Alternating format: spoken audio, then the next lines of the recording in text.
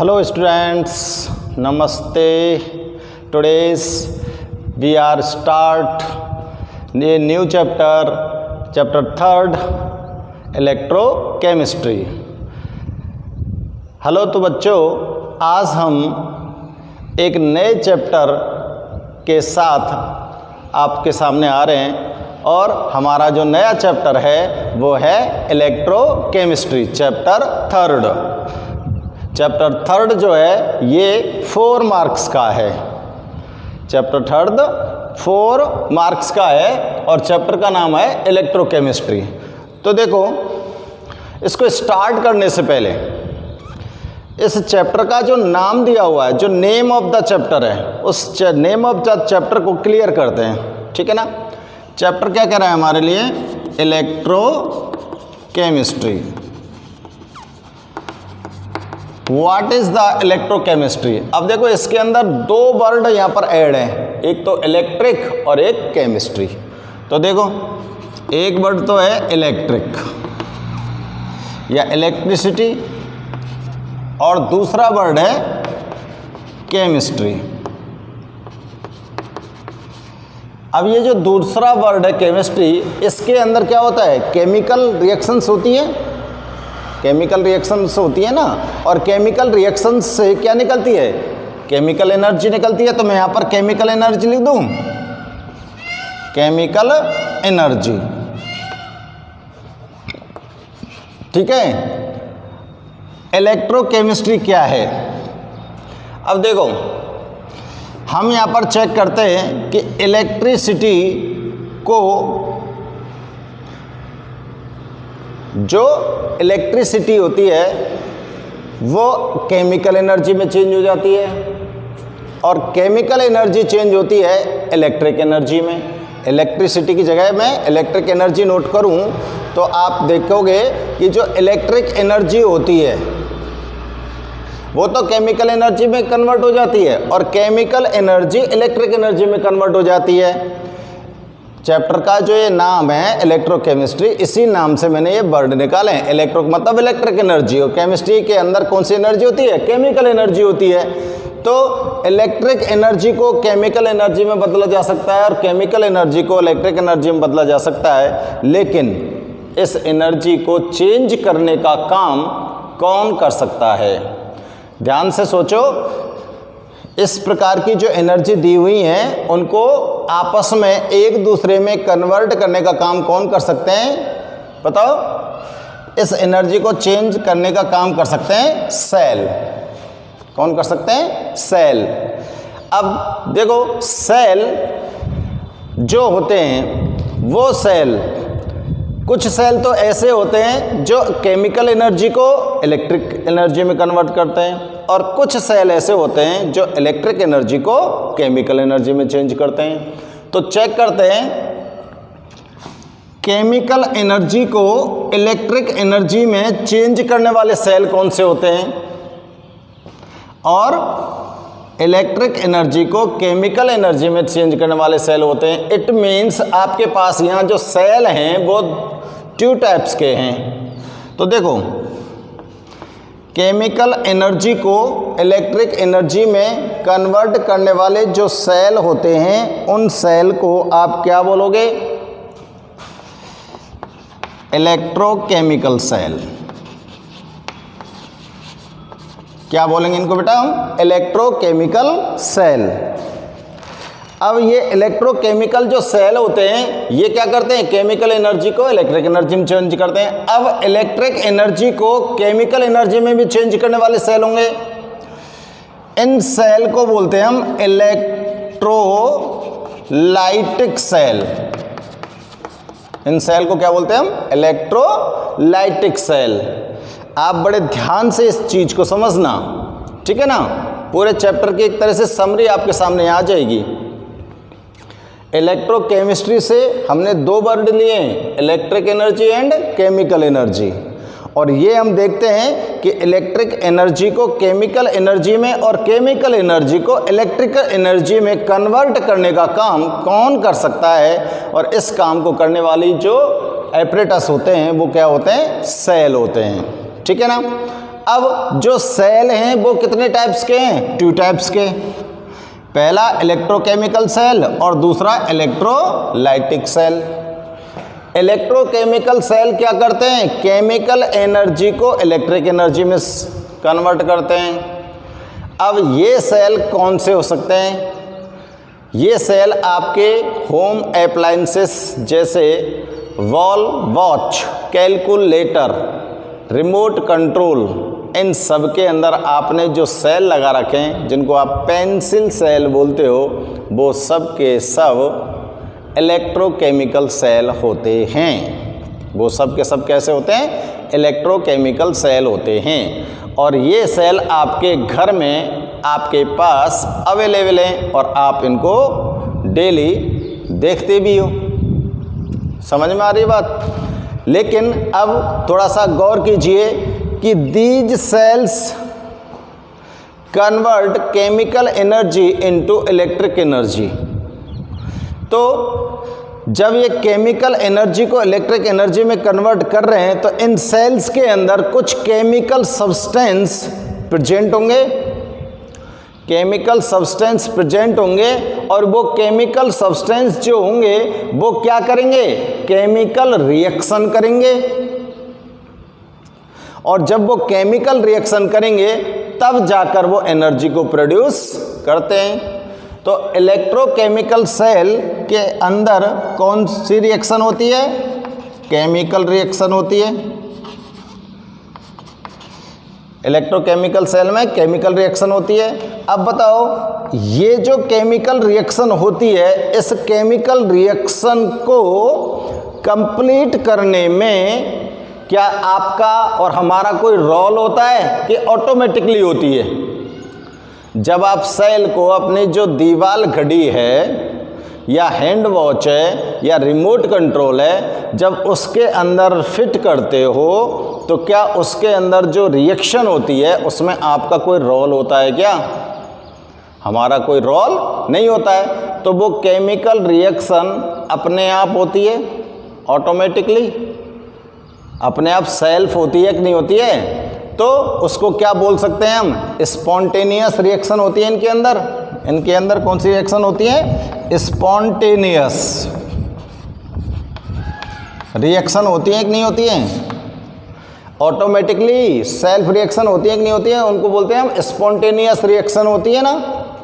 समझ में आ गई बात? जो हमारे पास घर में अवेलेबल जो सेल हैं वो सेल केमिकल एनर्जी को इलेक्ट्रिक एनर्जी में कन्वर्ट करते हैं और इन सेलों के अंदर कुछ केमिकल सब्सटेंस प्रेजेंट होते हैं और ये केमिकल सब्सटेंस जो होते हैं इनमें केमिकल रिएक्शन होती है और इन केमिकल जो रिएक्शंस होती हैं ये स्पॉन्टेनियस होती हैं। कैसी होती हैं? स्पॉन्टेनियस होती हैं। क्लियर? अब बात करते हैं हम इलेक्ट्रोलाइटिक सेल की। इलेक्ट्रोलाइटिक सेल हमारे पास हमारे घर में अवेलेबल नहीं होते हैं।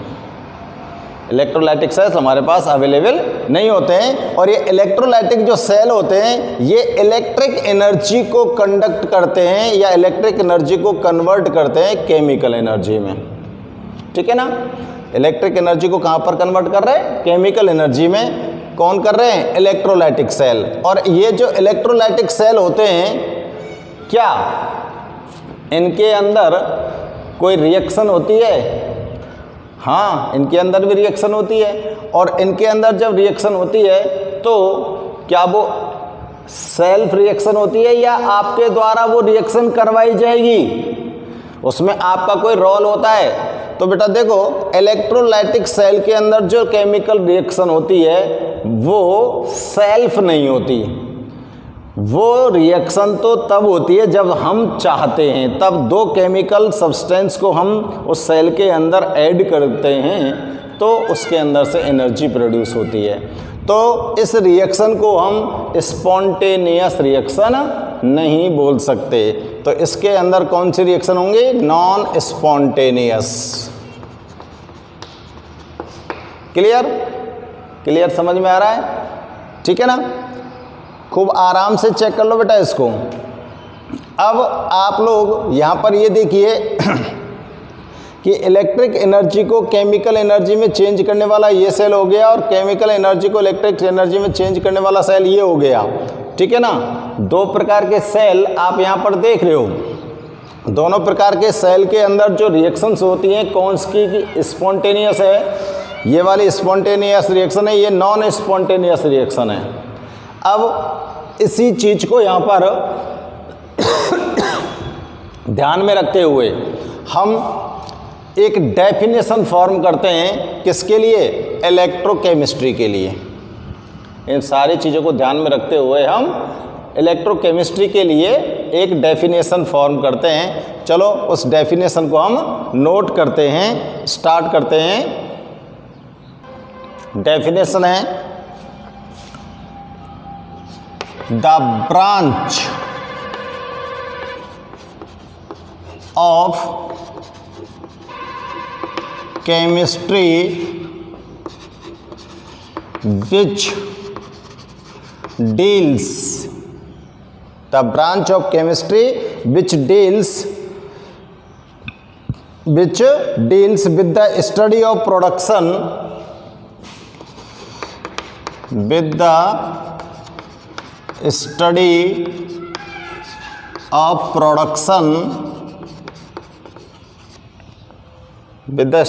production of electrical energy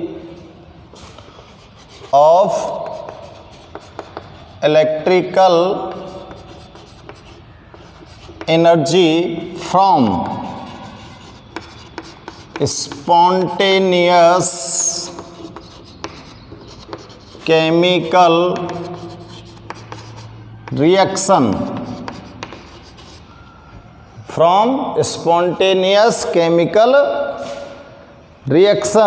and chemical changes from the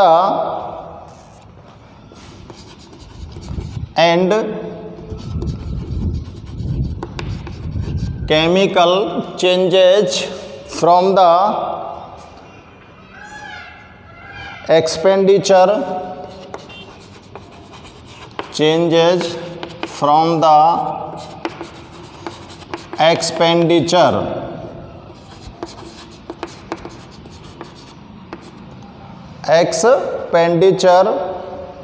of electrical energy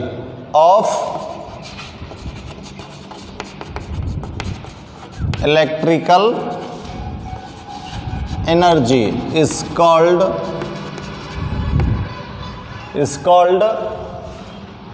electrochemistry।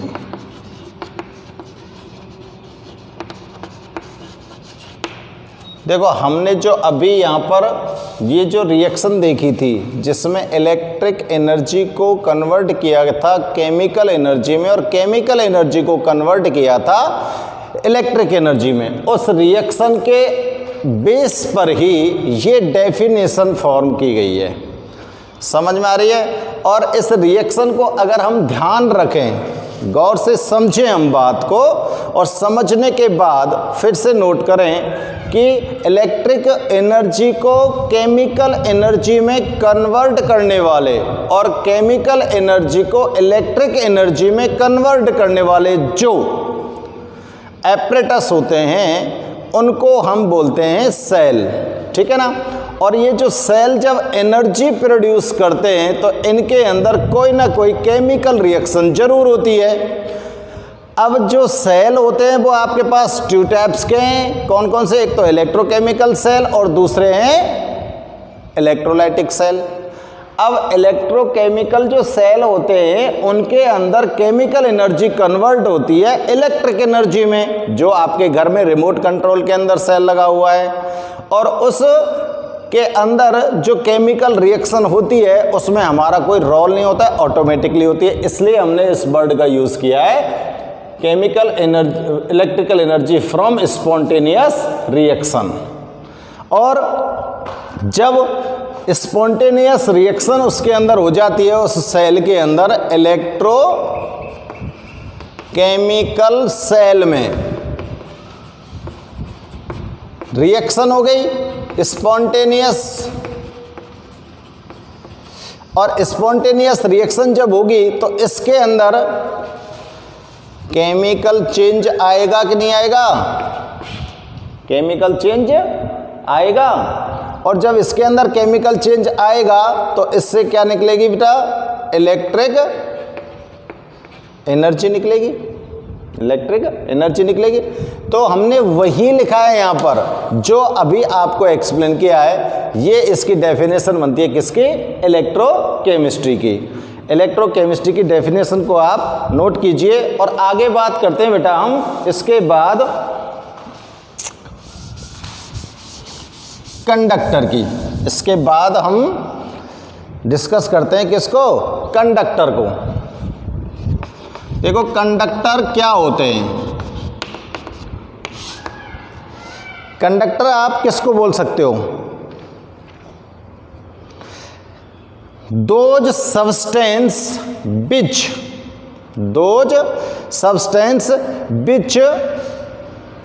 Electric current को विच फ्लो द इलेक्ट्रिक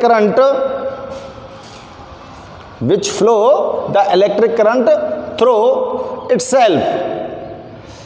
दो substance which flow electric current itself, ऐसे सब्सटेंस जो अपने अंदर से या खुद इलेक्ट्रिक करंट को पास कर सकते हैं उनको हम कंडक्टर बोलते हैं। और जो इलेक्ट्रिक करंट को पास नहीं कर सकते हैं उनको नॉन कंडक्टर बोलते हैं ना।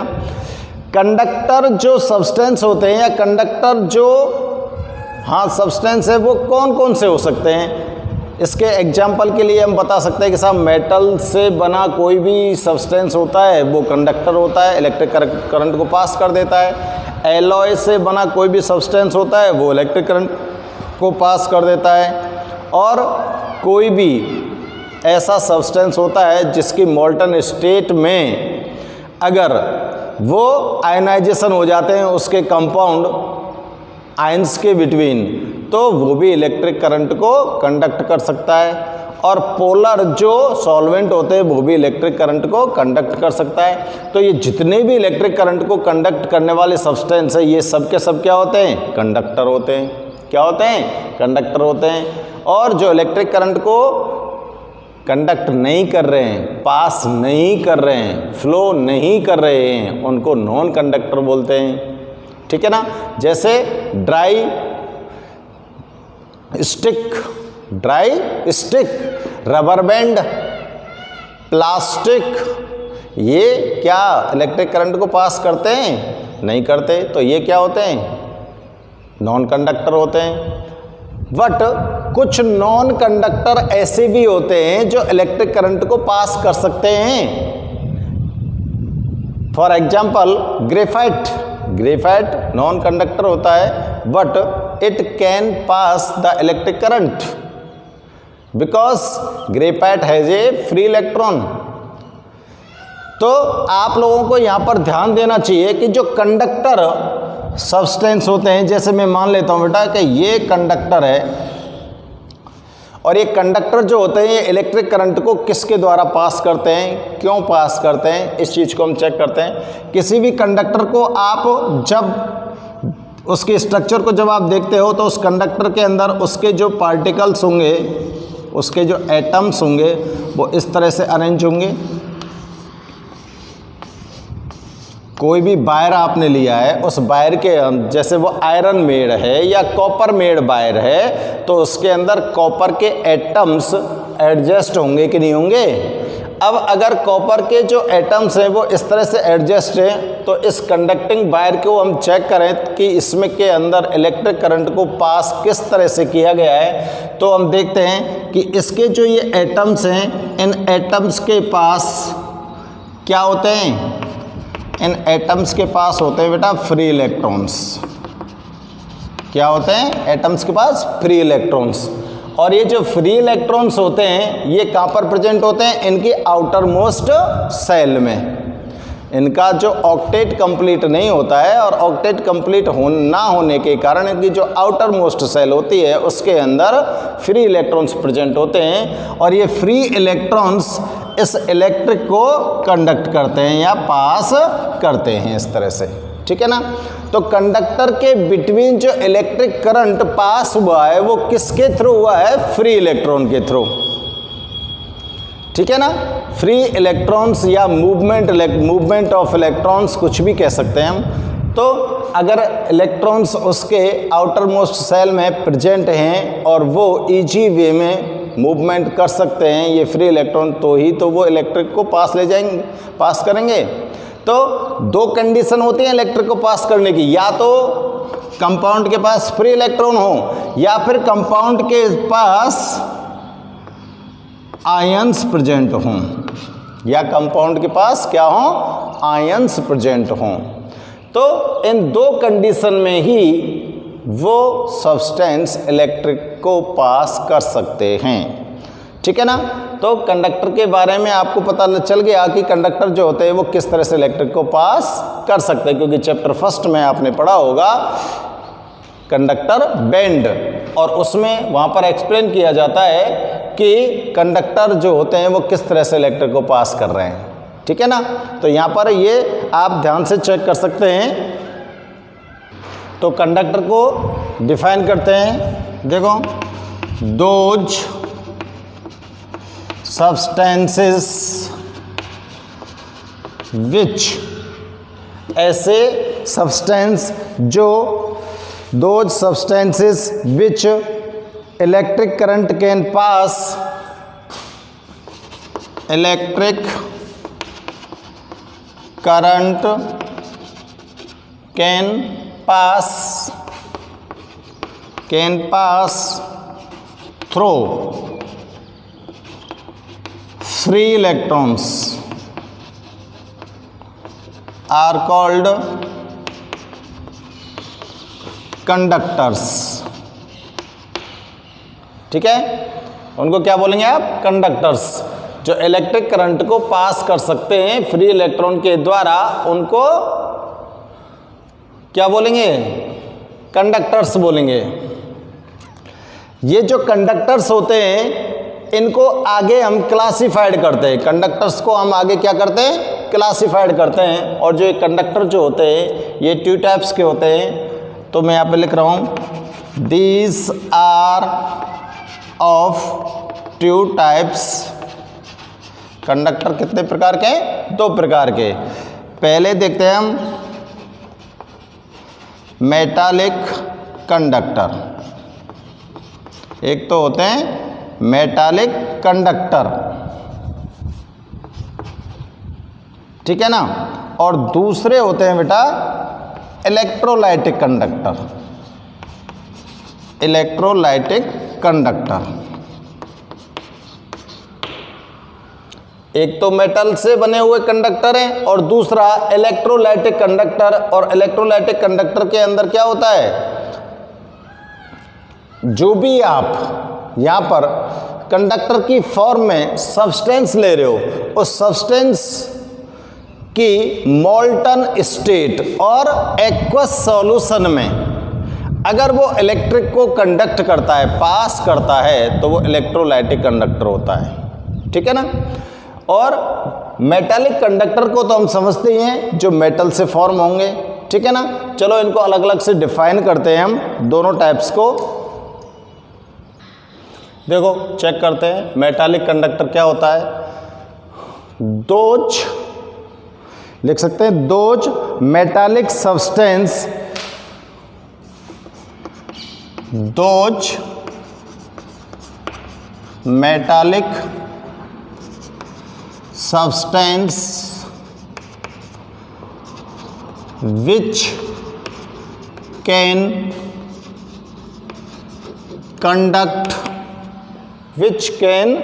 conduct electricity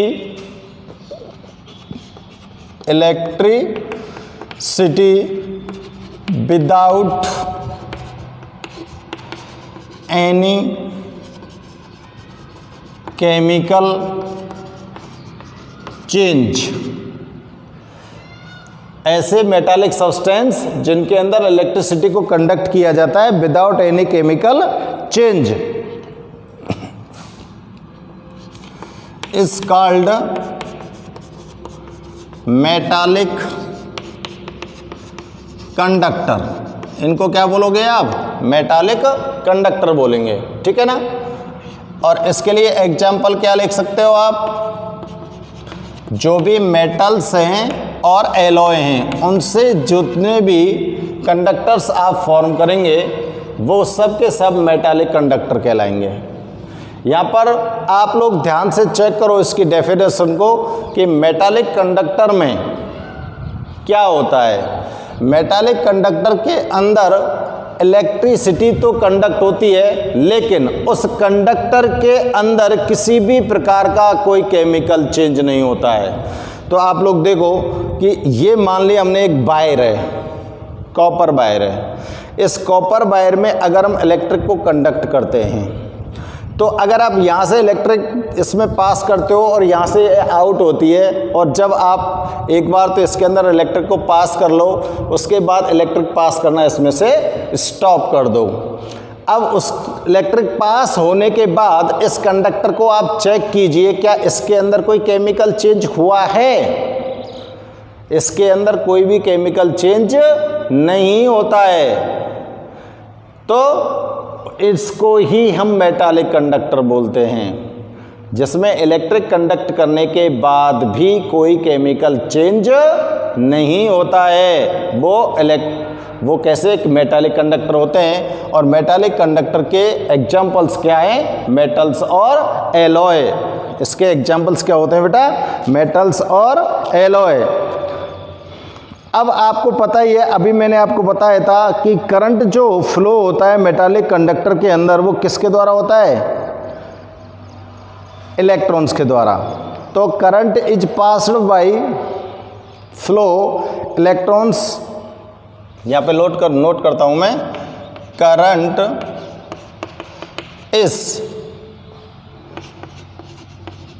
पास्ड, लिख दें या फ्लोस लिख दें, passed by free electrons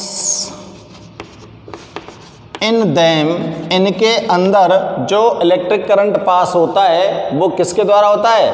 free electrons के द्वारा होता है। और जो इलेक्ट्रिक करंट होता है वो उसके अंदर, ये जो इलेक्ट्रिक करंट पास हो रहा है इसके अंदर क्या होता है कि देखो, इलेक्ट्रॉन्स की जो मूवमेंट होती है, इलेक्ट्रॉन्स की जो मूवमेंट होती है उसकी अपोजिट डायरेक्शन में कौन चलता है? करंट चलता है। तो करंट की और इलेक्ट्रॉन्स की दोनों की जो डायरेक्शन होती है वो कैसी होती है? अपोजिट होती है। ये हम ध्यान रख सकते हैं, ठीक है ना? इलेक्ट्रॉन्स की और करंट की जो मूवमेंट है वो क्या होती है? अपोजिट होती है। तो लिख दूं मैं यहां इस लाइन को, electric current is passed in, लिख देता हूं, चलो, electric current is passed in opposite direction, is passed in opposite direction of flow, opposite direction of flow. किसका अपोजिट बताओ? Flow of electron. अगर इलेक्ट्रॉन यहां पर जा रहे हैं तो करंट इस साइड में आएगा, ठीक है ना? इस तरह से अपोजिट डायरेक्शन होती है। अब देखते हैं कि जो इसके अंदर कंडक्टिविटी होती है, किसके अंदर? मेटालिक कंडक्टर के अंदर। इस मेटालिक कंडक्टर की जो कंडक्टिविटी है वो कंडक्टिविटी किस पर डिपेंड करती है? मेटालिक कंडक्टर की जो कंडक्टिविटी है वो किस पर डिपेंड करती है? यानी कि इसकी कंडक्टिविटी को आप इंक्रीज कर सकते हो या डिक्रीज कर सकते हो। किस मेटालिक कंडक्टर की कंडक्टिविटी ज़्यादा होती है, किसकी कम होती है? तो इस चीज़ को हम यहाँ देखते भी हैं कि अलग अलग जो वायर्स होते हैं, अलग अलग मेटल्स से जो वायर फॉर्म होते हैं उनकी कंडक्टिविटी अलग अलग होती है। कंडक्टिविटी क्या होती है? कंडक्टिविटी रेजिस्टेंस के इन्वर्सली प्रोपोर्शनल होती है। कंडक्टिविटी को करते हैं C से, C directly proportional to 1/R। It means ये जो रेजिस्टेंस है इसके इन्वर्सली प्रोपोर्शनल है ना कंडक्टिविटी। अगर कंडक्टिविटी ज़्यादा है तो रेजिस्टेंस कम है, और रेजिस्टेंस ज़्यादा लग रहा है तो कंडक्टिविटी कम हो जाती है। क्लियर है ना? तो कंडक्टिविटी जो होती है वो अलग अलग मेटल वायर्स के लिए अलग अलग होती है, और ये जो कंडक्टिविटी होती है ये किस पर डिपेंड करती है, इस चीज़ को यहाँ पर हम चेक करते हैं। तो नीचे एक लाइन में नोट करता हूँ मैं, the conductivity of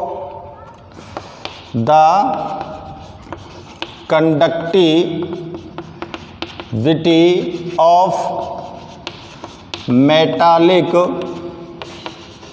conductors is depends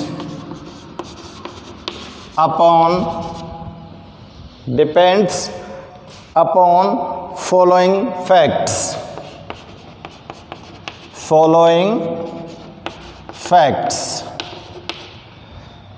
कौन कौन से फैक्ट हैं जिन पर मेटालिक कंडक्टर की जो कंडक्टिविटी है वो डिपेंड करती है? तो इसका देखो फर्स्ट फैक्ट देखते हैं, number of valency electron,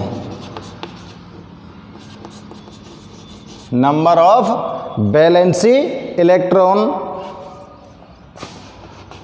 per atom,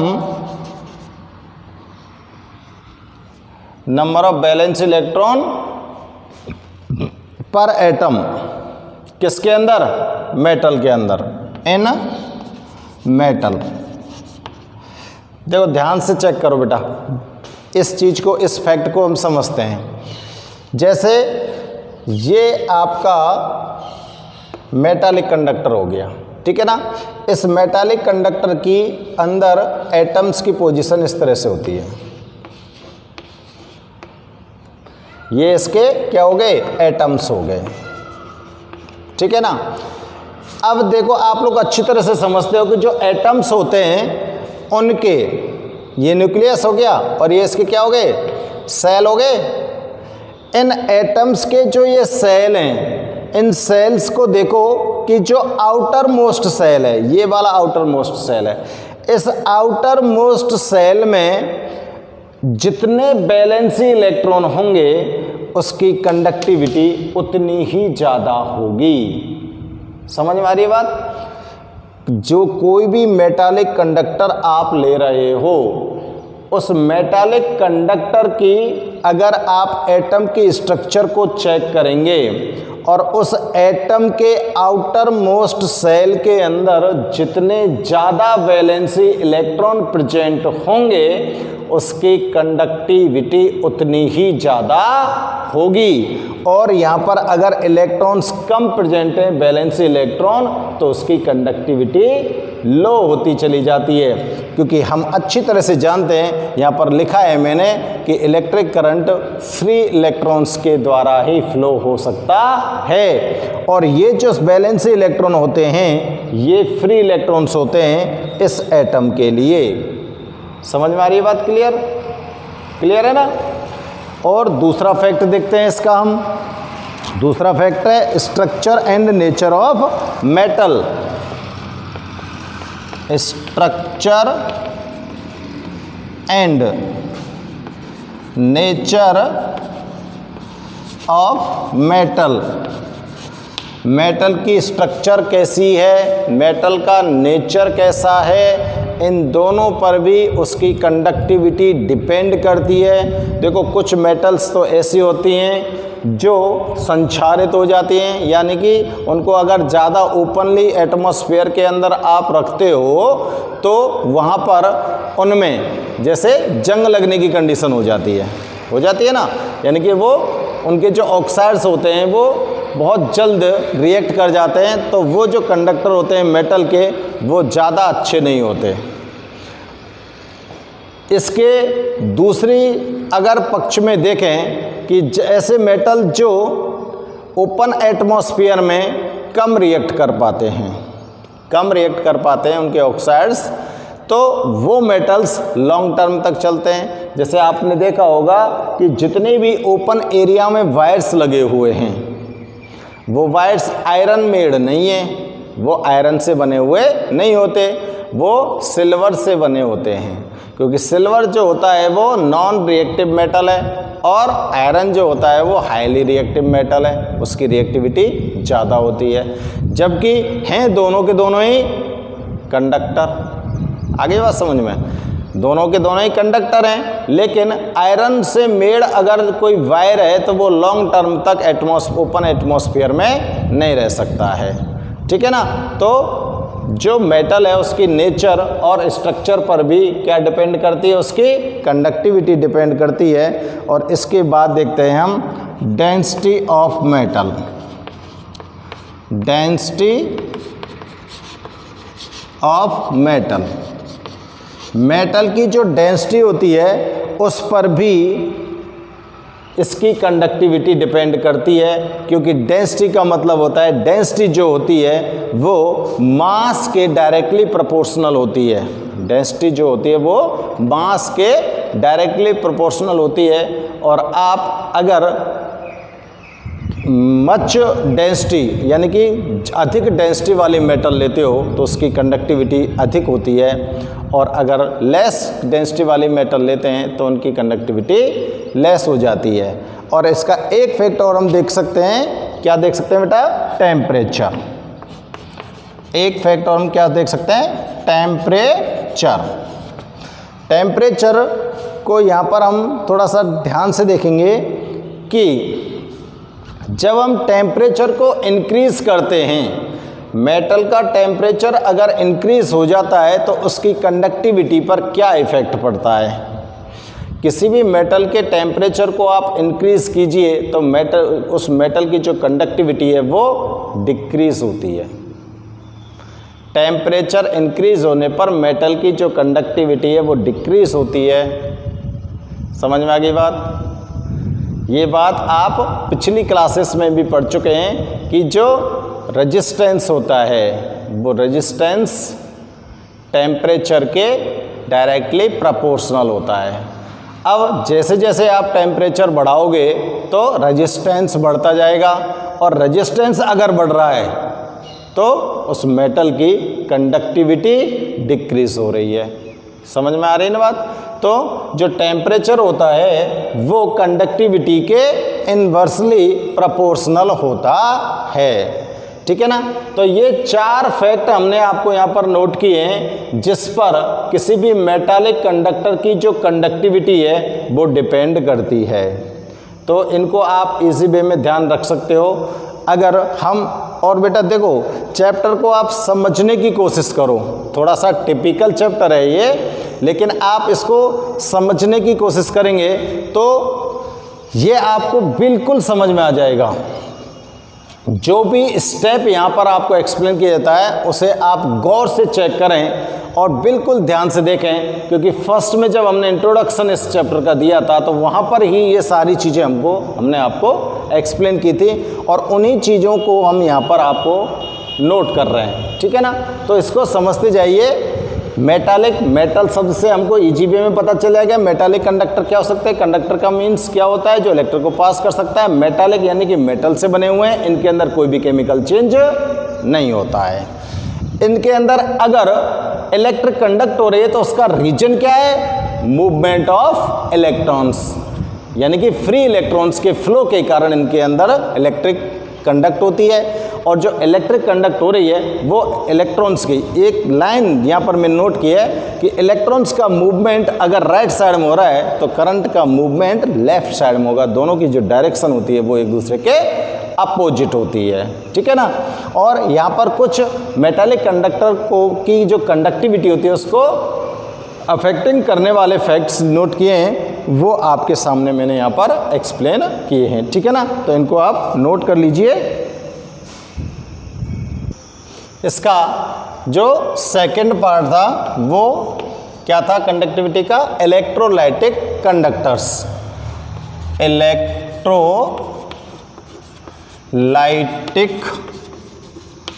conductors, electrolytic conductors किसको बोलते हैं? देखो अभी मैंने आपको बताया था those substance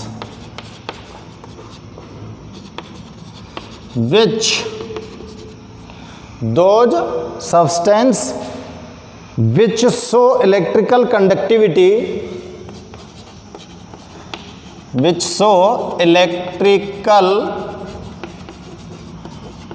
conductivity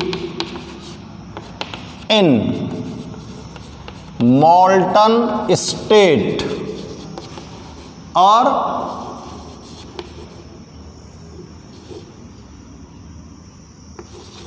aqueous molten state or aqueous solution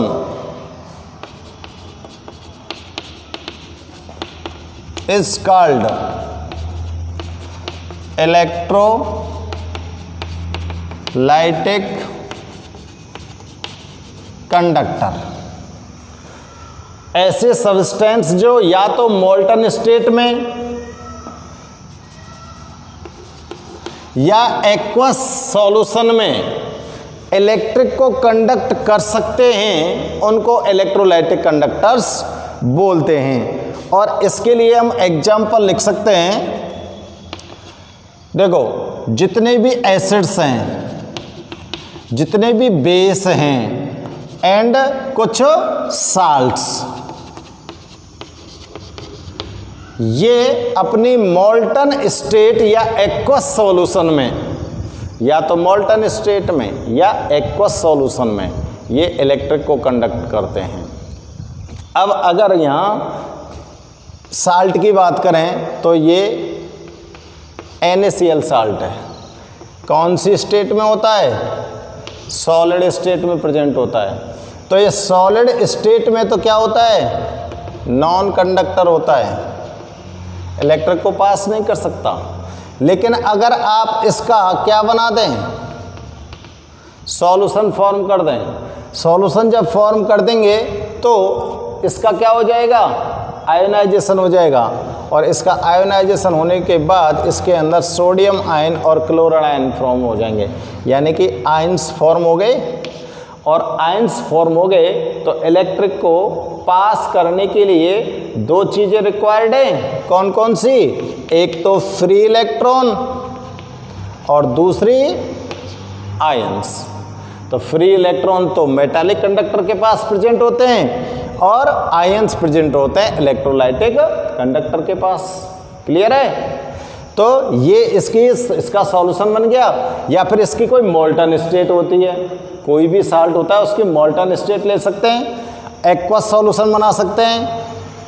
ठीक है ना? जैसे एसिड, आप एसिड का अगर क्या बनाएं, aqueous solution,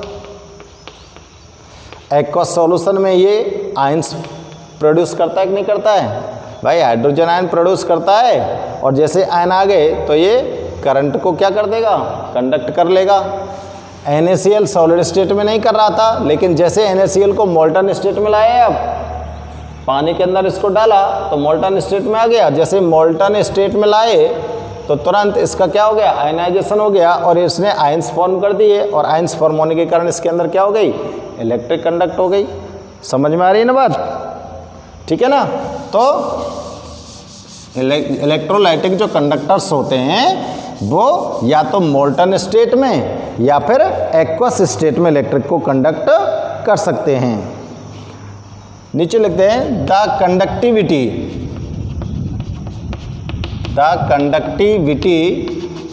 of them. Them कौन? Electrolytic conductors. The conductivity of them is through ions. उसमें हमने किसके थ्रू लिखा था? फ्री इलेक्ट्रॉन के थ्रू लिखा था। ठीक है ना? So when ions are not free to move, so when ions are not free to move, जब आयन मूव करने के लिए फ्री नहीं होते हैं तो क्या ये इलेक्ट्रिक को कंडक्ट कर पाएंगे? Can not show conductivity. तो ये कंडक्टिविटी को शो करेंगे क्या? नहीं करेंगे। कैन नॉट शो कंडक्टिविटी, ठीक है ना। और अगर इनका सॉल्यूशन या एक्वस फॉर्म में बना लें तो ये क्या करेंगे? इलेक्ट्रिसिटी को कंडक्ट करने लग जाएंगे। फॉर एग्जाम्पल, चलो मैं लिख देता हूँ NaCl, N solid state,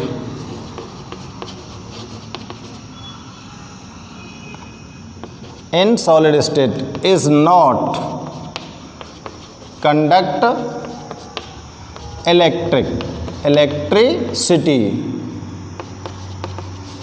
but in molten state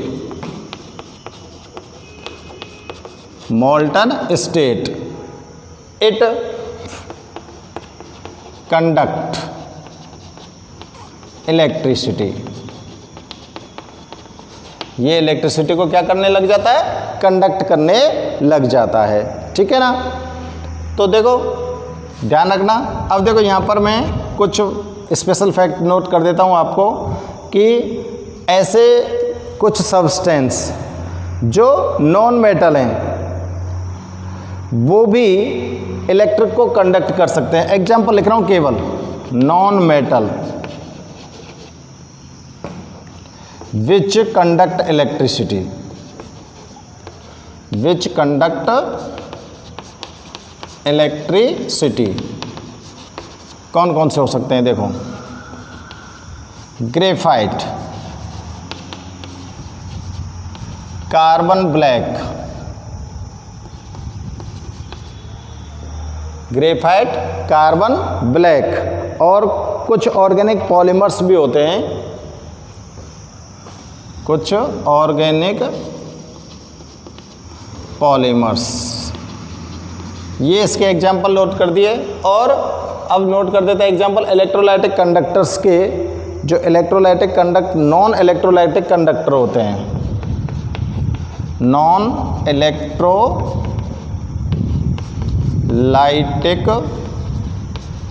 conductor कौन कौन से हो सकते हैं? देखो, शुगर है, यूरिया है, शुगर,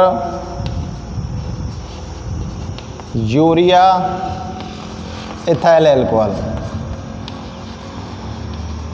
ये नॉन कंडक्टर इलेक्ट्रोलाइटिक होते हैं। ये एग्जाम्पल्स हैं बेटा इनके, ठीक है ना। तो आप ध्यान से इनको चेक करो। आपने देखो इलेक्ट्रोलाइटिक कंडक्टर पढ़ लिए और मेटालिक कंडक्टर पढ़ लिए। अब इलेक्ट्रोलाइटिक कंडक्टर और मेटालिक कंडक्टर को हम पढ़ने के बाद देखते हैं कि इनके अंदर क्या डिफरेंस हो सकता है। तो डिफरेंस लिखते हैं, ठीक है ना। Difference between metallic and electrolytic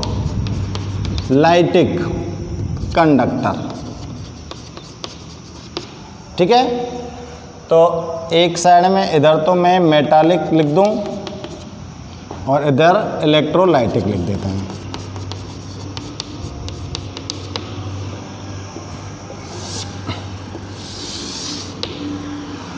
इन दोनों के अंदर डिफरेंस देखना है हमको। डिफरेंस चेक करो बेटा आराम से। मेटालिक कंडक्टर के अंदर बताओ इलेक्ट्रिक करंट किसके द्वारा फ्लो होता है? फ्री इलेक्ट्रॉन के द्वारा। और इलेक्ट्रोलाइटिक कंडक्टर के अंदर किसके द्वारा होता है? आयंस के द्वारा। डिफरेंस हो गया ना। तो नोट कर देंगे electric current passed by flow of electron, electric current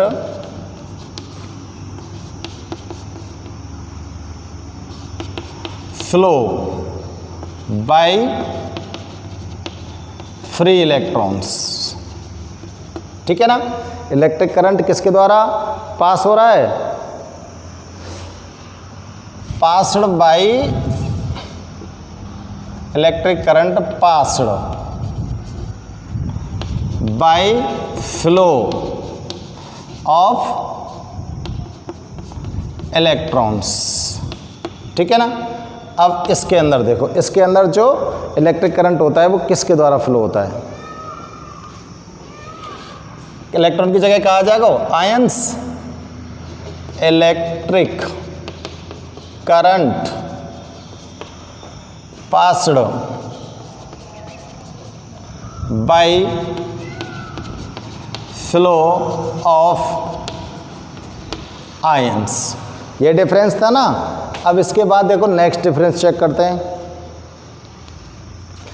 पता मेटालिक कंडक्टर में जब आपने इलेक्ट्रिक करंट को पास किया था तो क्या इसके अंदर कोई केमिकल चेंज आता है? आता है क्या? नहीं आता है। तो इसमें नोट करेंगे there is no chemical change during conduction. There is no chemical change during conduction. ठीक है ना। और इलेक्ट्रोलाइटिक के अंदर इलेक्ट्रिक वो केमिकल चेंज आता है। देखो ये NaCl लिया था ना आपने, ये इसकी जब मोल्टन स्टेट आ गई, मोल्टन स्टेट में लाने के लिए आप क्या करेंगे, जैसे ये एक एपरेटस ले लिया और इसके अंदर आपने NaCl भर दिया, NaCl का भर दिया मोल्टन स्टेट में, यानी कि सॉल्यूशन भर दिया। अब हम इसमें क्या करेंगे बेटा, इलेक्ट्रिक करंट पास करेंगे। ठीक है ना। इसका ये मान लेते हैं एनोड और ये मान लेते हैं कैथोड। अब जैसे ही ये मोल्टन स्टेट में आएगा तो इसके सोडियम आयन और क्लोराइड आयन में डिसोसिएट हो जाएगा ना। और जैसे ही तुरंत आप इसके अंदर इलेक्ट्रिक करंट को पास करेंगे तो सोडियम आयन तो किस तरफ मूव करेगा, कैथोड की तरफ। सोडियम आयन तो कहाँ चला गया, कैथोड की तरफ। और क्लोराइड आयन कहाँ पर मूव करेगा, एनोड की तरफ। और सोडियम आयन तो यहाँ पर इलेक्ट्रॉन्स को रिलीज करके न्यूट्रल हो जाएगा। और क्लोराइड आयन है, ये क्या करेगा, इलेक्ट्रॉन्स को गेन करके एनोड पर आकर न्यूट्रलाइज हो जाएगा। तो रिएक्शन होंगी कि नहीं होंगी। जैसे ये सोडियम आयन है, ये सोडियम आयन अपने अंदर से, सोडियम आयन जो होता है ये इलेक्ट्रॉन को ऑब्टेन करेगा और यहाँ पर क्या हो गया, न्यूट्रल हो गया। और ये क्लोराइड आयन है, ये इलेक्ट्रॉन को रिलीज करेगा और यहाँ पर क्या हो गया, ये न्यूट्रल हो गया। तो इस तरह से ये दोनों के दोनों जो केमिकल रिएक्शन हो रही हैं एनोड और कैथोड पर, तो इसके अंदर तो केमिकल चेंज हो रहा है, आयन चेंज हो रहे हैं न्यूट्रल एटम में चेंज हो रहे हैं ना। तो ये इसके अंदर तो केमिकल चेंज हो रहा है। तो इलेक्ट्रोलाइटिक कंडक्टर के अंदर केमिकल चेंज होता है। तो लिखेंगे chemical change takes place during conduction. Chemical change takes place during conduction. ठीक है। अब थर्ड इसके अंदर डिफरेंस चेक करो। तीसरा डिफरेंस क्या हो सकता है, मेटालिक सब्सटेंस में क्या जो मेन आपका मटेरियल है उसका फ्लो होता है। जैसे ये मेटल है और इस मेटल में आपने इलेक्ट्रिक करंट को पास किया है, तो क्या आपकी जो मेन सब्सटेंस है उसका फ्लो हुआ है। मेन सब्सटेंस जैसे मेरा ये एल्यूमिनियम वायर है और इस एल्यूमिनियम वायर के अंदर मैंने इलेक्ट्रिक को कंडक्ट किया है, तो क्या जब इलेक्ट्रिक इसके अंदर से पास हो रही है तो एल्यूमिनियम भी मूव कर रहा है। मेन सब्सटेंस क्या हो गया मेरा, एल्यूमिनियम, क्या ये मूव कर रहा है, नहीं कर रहा है। लेकिन जब इलेक्ट्रोलाइटिक कंडक्टर की मोल्टन स्टेट में आप इलेक्ट्रिक को कंडक्ट करते हो तो उसका मेन सब्सटेंस मूव करता है कि नहीं करता है। अभी बताया था ना NaCl में सोडियम के आयन भी मूव कर रहे हैं, क्लोराइड आयन भी मूव कर रहे हैं, तो मेन सब्सटेंस मूव कर रहा है ना। और इसके अंदर तो मेन सब्सटेंस मूव नहीं करता है ना। समझ में आ रही है इन बात। तो लिख सकते हैं flow of substance does not takes place, flow of substance does not takes place, then, और इनके अंदर क्या लिखोगे, flow of electric current is passed by transfer of ions at oppositely changed electrodes. Electric current is passed, चाहे सीधे लिख दो या आपको flow of substance is takes place लिख दो, यही लिख दो, flow of substance is takes place. क्योंकि आयंस जो होते हैं, ब्रैकेट में लिख देता हूं, आयंस मूव करते हैं, आयंस मूव्स अपोजिटली इलेक्ट्रोड्स। ध्यान रखना, इससे ध्यान रह जाएगा। और एक डिफरेंस और इसके अंदर बताओ बेटा, जब टेम्परेचर को इंक्रीज करते हो, जब टेम्परेचर को इंक्रीज करते हैं तो मेटालिक कंडक्टर की जो कंडक्टिविटी है उसमें क्या होता है और इसकी कंडक्टिविटी में क्या होता है। तो देखो, मेटालिक कंडक्टर की जो कंडक्टिविटी है वो तो डिक्रीज होती है, लेकिन इलेक्ट्रोलाइटिक जो कंडक्टर होते हैं उनको जब आप हीट करते हो, उनको जब टेम्परेचर देते हो तो उसके आयनाइजेशन की जो प्रोसेस है वो इंक्रीज हो जाती है। और जब आयंस बनने की जो प्रोसेस है वो इंक्रीज हो गई तो कंडक्शन की, इलेक्ट्रिक कंडक्ट की जो कंडीशन है वो भी क्या हो जाती है, इंक्रीज हो जाती है। ठीक है ना। तो लिखेंगे on increasing temperature, on increasing temperature, on increasing temperature electrical conductivity decreases, electrical conductivity decreases. इसकी तो डिक्रीज हो रही है और इसकी क्या हो जाएगी, इंक्रीज हो जाएगी। तो on increasing temperature, on increasing temperature, on increasing temperature electrical conductivity, electrical conductivity decrease है, सॉरी इंक्रीजेस, इंक्रीजेस। ये 4 डिफरेंस जो हमने अभी यहाँ पर मेटालिक और इलेक्ट्रोलाइटिक कंडक्टर्स को अलग अलग हमने एक्सप्लेन किया था, उसके अंदर से हमने ये 4 डिफरेंस निकाले हैं और इन 4 डिफरेंस को आप ध्यान में रख सकते हो। एग्जाम की दृष्टि से बहुत ही इंपॉर्टेंट है, बिकॉज एनी 2 डिफरेंस इनके अंदर पूछ लिए जाते हैं, कई बार एग्जाम में आया है। ठीक है ना। तो आज के इस वीडियो में बस इतना ही। ओके।